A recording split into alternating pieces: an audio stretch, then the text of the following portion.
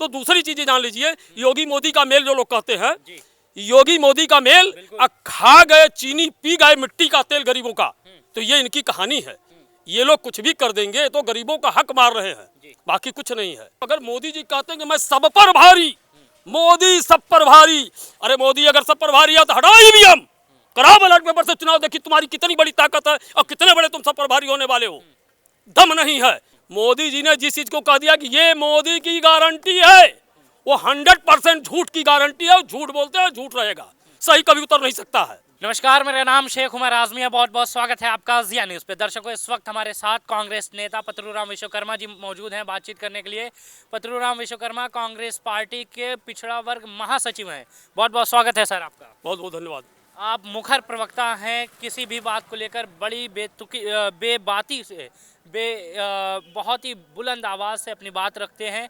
पतलूराम विश्वकर्मा जी, सबसे पहले हाल ही में आपने देखा कांग्रेस पार्टी की तरफ से आप बात कर रहे हैं, लेकिन मैं आपसे ये पूछ रहा हूँ, राहुल गांधी ने अभी एक बिस्किट खिलाया कुत्ते को, उसको कनेक्शन डाल दिया गया कांग्रेस के कार्यकर्ताओं से।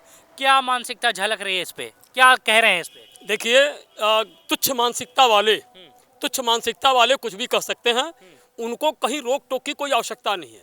जिसका रीजन आपको एक चीज बता दूं कि चींटी को लिपस्टिक लगाना, हाथी को गोद में बैठाना और मक्खी को जैकेट पहनाना, अंधभक्तों को समझाना, ये बड़ा कठिन चीज है। इसलिए भारतीय जनता पार्टी के जो अंधभक्त हैं वो कुछ भी कह सकते हैं, कुछ भी कर सकते हैं, उनके लिए कोई रोक टोक नहीं है। हाल ही में कांग्रेस के लीडर उड़ीसा होते हुए उत्तर प्रदेश की तरफ हो रहे हैं। आप क्या कह रहे हैं, उत्तर प्रदेश में कितनी सफल होने वाली है राहुल की न्याय यात्रा? चूंकि न्याय यात्रा उत्तर प्रदेश में 11 दिन की होने वाली है। अखिलेश यादव कितना समर्थन दे पाएंगे, उत्तर प्रदेश कितना साथ दे पाएगा राहुल का? देखिए, 16 तारीख से उत्तर प्रदेश में माननीय हमारे नेता राहुल गांधी जी का प्रवेश हो रहा है, चंदौली वाराणसी होते हुए। सबसे बड़ी बात जान लीजिए कि जो भारत जोड़ो न्याय यात्रा है, यह एक न्याय दिलाने के लिए हो रहा है। और इसमें उत्तर प्रदेश में बहुत ही मजबूती के साथ और दल बल के साथ कांग्रेस के लोग और जन समर्थन के साथ राहुल गांधी का समर्थन होगा, स्वागत होगा। लोग देखेंगे, देखकर भी हैरानी होगी कि राहुल गांधी के साथ इतनी भीड़ और इतना जन समर्थन मिल रहा है, जय सैलाब उतर रहा है। इससे जो विपक्षी हैं वो बौखलाए हुए हैं। बौखलाहट में ही ये राहुल गांधी के खिलाफ अनाप शनाप बोलना, उनके खिलाफ FIR दर्ज कराना, बैरिकेटिंग करना, इस तरह का कार्य कर रहे हैं। जनता आरक्षण की बात कर रही है, लेकिन सरकार खत्म करने की बात कर रही है, कह रही है कि अब इसका कोई फायदा नहीं। क्या कहते हैं, किस तरीके से देखता है विपक्ष इस पर? देखिए, जिस दिन हमारी कांग्रेस पार्टी की सरकार बन गई, हमारे राष्ट्रीय नेता राहुल गांधी जी इस बात को बार बार कह रहे हैं कि हम आरक्षण देंगे, जातिगत जनगणना कराएंगे। जातिगत जनगणना भी होगी, आरक्षण भी लागू होगा, और जिसकी जितनी संख्या भारी उतना उसको ज्यादा भागीदारी। तो आरक्षण का विरोध कौन कर रहा है? सबसे ज्यादा फायदा तो गरीब तबके के लोगों को होना है। देखिए, मैंने आपको अभी बताया है कि चींटी को लिपस्टिक लगाना, हाथी को गोद में बैठाना, मक्खी को जैकेट पहनाना, अंधभक्तों को समझा पाना, ये बहुत कठिन चीज है। ये जो अंधभक्त हैं, यही सिर्फ आरक्षण का विरोध कर रहे हैं। बाकी गरीब तबके का कोई सही व्यक्ति जो है वो आरक्षण का विरोध नहीं कर रहा है। चुनाव से पहले एक बड़ी बात कही जाती थी उत्तर प्रदेश के मुख्यमंत्री और प्रधानमंत्री दोनों लोगों की तरफ से कि भाई डबल इंजन की सरकार है, काम करेगी प्रदेश और केंद्र में, तो विकास करेगी। कितना विकास दे पाए डबल इंजन का साथ, कितना देख पाए? देखिए, डबल इंजन की जहाँ तक बात है, हमेशा आपने देखा होगा कि स्टेपनी इसलिए रखी जाती है कि एक चक्का अगर हमारा पंचर हुआ तो दूसरे चक्का को लगाएंगे। तो ये डबल इंजन की सरकार इसीलिए कि फेल होने वाला है इंजन। कौन सा इंजन? अरे ये केंद्र सरकार का इंजन फेल होने वाला है, इसलिए लोग डबल इंजन का हल्ला मचा रहे हैं कि एक तो हमारा फेल होगा तो दूसरा हमारा चालू रहेगा प्रदेश वाला। तो दूसरी चीजें जान लीजिए, योगी मोदी का मेल जो लोग कहते हैं, योगी मोदी का मेल खा गए चीनी पी गए मिट्टी का तेल गरीबों का, तो ये इनकी कहानी है। ये लोग कुछ भी कर देंगे तो गरीबों का हक मार रहे हैं, बाकी कुछ नहीं है। बिल्कुल। हाल ही में बजट आया है, उत्तर प्रदेश का केंद्र बजट आया है और उसमें स्वास्थ्य और शिक्षा दोनों का बजट कम कर दिया गया है। क्या कहेंगे इस पर? क्या स्वास्थ्य और शिक्षा की अब ज़रूरत नहीं भारत को? क्या भारत बहुत ही ज्ञानी पुरुष के अंदर ज्ञान प्राप्त कर लिया है? सरकार हमेशा, भारत ही एक ऐसा देश है जहां शिक्षा पर 18% GST लागू है।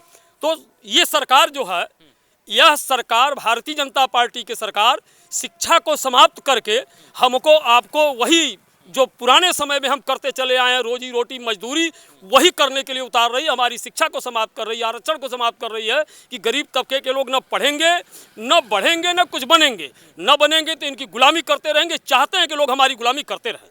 अच्छा, राहुल गांधी और अखिलेश यादव में एक फूट डाली जा रही है। बताया जा रहा है कि सीटों पे चर्चा प्रचर्चा हो नहीं पा रही है, इसलिए सीटों पे मंथन नहीं हो पा रहा है।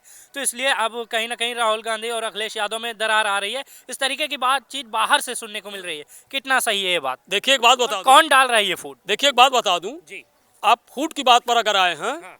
तो 39 पार्टियों का मेला, फिर भी मोदी अकेला। मोदी कहते हैं कि सब पर भारी मैं अकेला। अरे 38 पार्टियों का गठबंधन इनका था और ईडी और सीबीआई का दबाव दिखा करके अभी बिहार से पलटू चाचा को अपने तरफ जोड़ लिया। अब 39 पार्टियों को इनका मेला हो गया, उसके बाद भी कहते हैं मोदी अकेला। ये कैसे संभव है जहां 39 पार्टी एक तरफ है, किस प्रकार से अकेला है? ये इनका एक काम है कि अगर मनाओ नहीं मानता है तो ईडी के भेजो, सीबीआई को भेजो, भेज करके दबाव बनाओ, डराओ, धमकाओ, इनको अपनी तरफ झुकाओ। जिन लोगों को ये बार बार कहते थे कि महाभ्रष्टाचारी पार्टी है, महाभ्रष्टाचारी पार्टी है, महाभ्रष्टाचार की है, उन लोगों को जब वह पार्टियां उनके साथ समर्थन में आ गई तो वही पार्टियों को अब उनका सब भूल गए। अब वो मोदी वॉशिंग पाउडर में, अब भारतीय जनता पार्टी के वॉशिंग मशीन में धुल गई, वो साफ सुथरी हो गई। अब उनके यहाँ ईडी का कोई मतलब नहीं है। तो ये इनकी कहानी है। दूसरी बात, जहाँ तक सीटों का बंटवारा का मामला है, देखिए राष्ट्रीय स्तर के लोगों का मामला है, फिर भी बंटवारे जहाँ तमाम पार्टियां गठबंधन में आती हैं, कई पार्टियां होती हैं, तो सारे लोगों के सामंजस्य को बना करके ही हम सीटों का बंटवारा कर सकते हैं, न कि मनमानी करेंगे। इसलिए चीज़ें कहीं ऐसी बात नहीं है कि किसी में कोई फूट है, फूट नहीं है, सामंजस्य बन रहा है, आपस में बैठक चल रही है, बातचीत हो रहा है, निश्चित रूप से हमारा गठबंधन कामयाब होगा। ईडी और सीबीआई की बात आपने कर ली है। दो कठपुतली बताई जा रही है प्रधानमंत्री मोदी की, खास ना कि भाजपा की, प्रधानमंत्री मोदी की। और कहा जा रहा है कि अमित शाह ही इस पूरे गेम को चल रहे हैं। क्या कहेंगे? ईडी और सीबीआई अपना कर्तव्य भूल गए हैं। चुनाव विभाग खास ईवीएम पे ईवीएम से चुनाव ना कराने की बात कही जा रही है। क्या कहेंगे इस पे? सुप्रीम कोर्ट भी टिप्पणी की। देखिए मैं आपको दो बातें बता दूं, दोनों का जवाब अलग अलग दे देता हूं। बिल्कुल। जहां तक ईडी और सीबीआई की बात है, जी, अभी आप देखे होंगे, मैंने न्यूज में देखा है कि केजरीवाल जी के यहाँ जब पहुंचे हैं, मीडिया के लोग जब उनसे प्रश्न करना शुरू किए हैं तो ईडी के अधिकारी भाग के अंदर जा रहे हैं। कहीं अंदर बैठ के बात करिए, वो करें अंदर क्यों बैठे, आप सामने बात करिए। तो उनके पास कोई जवाब नहीं है। उन्होंने जब पूछा कि क्या आप डायरेक्ट मुख्यमंत्री को पत्र सौंपेंगे, तो ये उनके पास कोई जवाब नहीं है। उन्होंने पूछा किस धारा के अंदर। तो ईडी और सीबीआई का टोटल अमित शाह जी और माननीय प्रधानमंत्री जी ये लोग गलत इस्तेमाल कर रहे हैं। और ये लोग अपने कर्तव्य दायित्व निर्वहन को भूल चुके हैं। ये लोग अपने कर्तव्यों को भूलकर सिर्फ इशारे पर काम कर रहे हैं, इशारे पर चलना शुरू किए हैं। तो इन लोगों का यह कार्य बहुत ही निंदनीय है। अभी आपने देखा हो चंडीगढ़ का चुनाव, मेयर के चुनाव में बड़ी सोचने का विषय, कैमरे के अंदर जो चुनाव अधिकारी बनाया गया है वो बैलेट पेपर को निरस्त कर रहा है। ये कितनी शर्मनाक बात है, जिस पर माननीय सुप्रीम कोर्ट ने भी टिप्पणी की है, चुनाव पर रोक भी लगाया है। तो ये लोग यही कर। अब दूसरी चीज मैं कहता हूं, अगर मोदी जी कहते हैं कि मैं सब पर भारी, मोदी सब पर भारी, अरे मोदी अगर सब पर भारी है तो हटाओ ईवीएम, कराओ बैलेट पेपर से चुनाव, देखिए तुम्हारी कितनी बड़ी ताकत है और कितने बड़े तुम सब पर भारी होने वाले हो। दम नहीं है। राहुल मुकाबला कर लेंगे मोदी जी का? बिल्कुल राहुल मुकाबला करेंगे। राहुल जी ने जिन जिन चीजों को पहले कहा है, भविष्यवाणी किया, वो आज सत्य हो रहा है। कोई भविष्यवाणी सच हो, तमाम चीजें उन्होंने कहा और जो कहा वही आज सत्य हो रहा है। इसका मतलब मोदी जी, आप कह रहे हैं कि मोदी जी जो वादा करते हैं वो नहीं पूरा हो रहा है? मोदी जी तो जुमलेबाज आदमी है। कौन सा वादा नहीं देखा आपने? बताइए। 15 लाख आया, मिला किसी को? नहीं मिला। 2 करोड़ नौकरी मिली? नहीं मिली है। स्मार्ट सिटी बनी? नहीं बनी। कहाँ गई सब? ये जुमला नहीं तो है क्या? मोदी जी ने जिस चीज को कह दिया कि ये मोदी की गारंटी है, वो 100% झूठ की गारंटी है। झूठ बोलते हैं, झूठ रहेगा, सही कभी उतर नहीं सकता है। बिल्कुल। पत्रूराम विश्वकर्मा जी हमारे साथ बातचीत कर रहे थे। मुखर प्रवक्ता हैं कांग्रेस की तरफ से। ऐसे प्रवक्ताओं की ज़रूरत है भारत को, ऐसे प्रवक्ताओं की ज़रूरत है जो खुद की किसी भी पार्टी में रहे लेकिन जनता के मुद्दे पर निष्पक्ष होकर अपनी राय रखें। बहुत बहुत शुक्रिया आपका देखने के लिए ज़िया न्यूज़।